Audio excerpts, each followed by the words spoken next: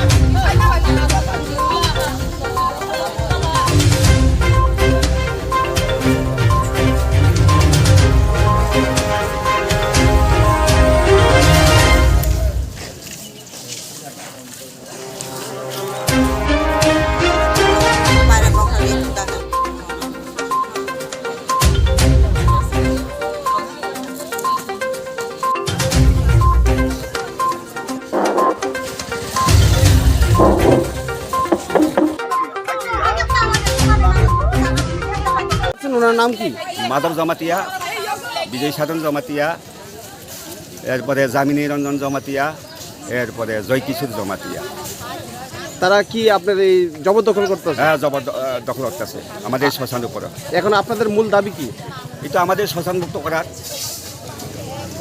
যাতে আমাদের শ্মশানেই আমাদের এই নির্দিষ্ট করে যেমন সরকার বাহাদুরে দেওয়া হয়। এর জন্য আমরা সরকার বাহাদুরকে অপেক্ষা করছি, এডিএমকে। উনি আইয়েই যদি আমাদের। আপনারা কি আগে জানাইছিলেন? হ্যাঁ, আমরা বহুতবার গেছি, 2-3বারই গেছি। কি কইছিল তখন? তখন এরা করতেছে যে আসবো আইয়া এখানে মানে আমরা এটা ডেমোক্রেশন করে এই জায়গাটা একটা নির্দিষ্ট করে একটা মুক্ত করে দিই। এখন আদৌ পর্যন্ত আসতেছে না। এই কারণে আপনাদের অবরোধ? হ্যাঁ, এই কারণে কি আজকে অবরোধ? হ্যাঁ, এই কারণে। এটা আমরা দীর্ঘদিন এখানে শ্মশান ছিল, প্রায় 150 বছর আগের থেকে এখানে আমরা শ্মশানের প্রতিষ্ঠা। এখানে শুধু জমাতিয়া সম্প্রদায়ের শ্মশান নাই, এটা সর্বজনের শ্মশান এখানে। এর মধ্যে আরও হাসপাতাল সংলগ্ন। এখানে ওই পাড়ার ইদানিংকালে মানে 2006-07 পরে ওই হিন্দুদের জায়গা উপরে চরে যেটা উপরে জমি সরজমি, এটা কত টাকা করে যে খরিদ করিয়া এখানে তারা বসবাস করছে। এরপরে এই যে আমাদের শ্মশান, এগুলিকে তারা জবরদস্তিভাবে দখল করতে পারে।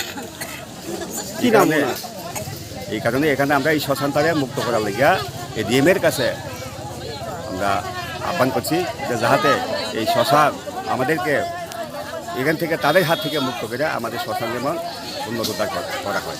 এর জন্য আমরা এখানে রাস্তার উপর। কোন জায়গাতে এখানে তো আরংবাগ মানে কিল্লা মতো স্ট্যান্ড। আর যে আপনাদের শ্মশানের যে সমস্যাটা, এটা কোন জায়গায়? ওই তো এইটা মানে যেখানে আমরা অবস্থান করছি, এটা সামান্য একটু পশ্চিমে একটা কীর্তের সরকার পোল আছে, এই নিচের চর। উকিল আইল, কাগজগুলো ডকুমেন্টটা দেখাতে পারতেছে না।